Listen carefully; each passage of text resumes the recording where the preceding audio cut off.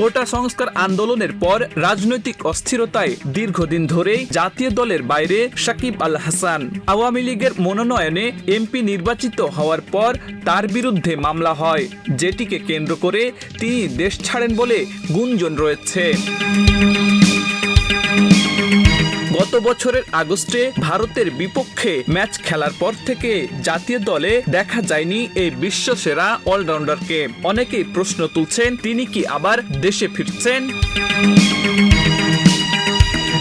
এ বিষয়ে বিসিবির সভাপতি আমিনুল ইসলাম বুলবুল সাকিবের ফেরা নিয়ে কথা বলেছেন। তিনি জানিয়েছেন, সাকিবের ফেরার বিষয়ে তিনি অফিসিয়ালি কিছুই জানেন না। সাধারণত এমন বিষয় বোর্ডে আলোচনা হয়, কিন্তু এমন কোনো আলোচনা তার জানা নাই, এমন মন্তব্য করেন।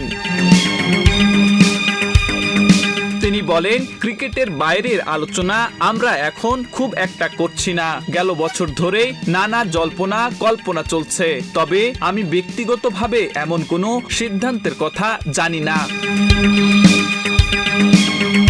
এর আগে বিসিবি পরিচালক ইফতেখার খান মিঠু বলেছিলেন, সাকিব আল হাসান দেশের বিশ্বসেরা ক্রিকেটার, তার জন্য দরজা সব সময় খোলা। এখন সিদ্ধান্ত নির্বাচক ও টিম ম্যানেজমেন্টের।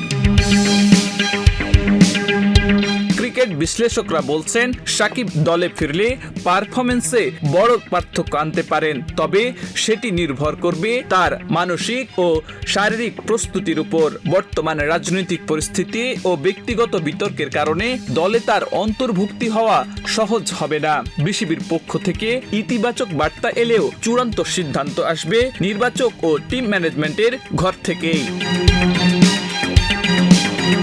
আব্দুল হাকিম, প্রজন্ম 24।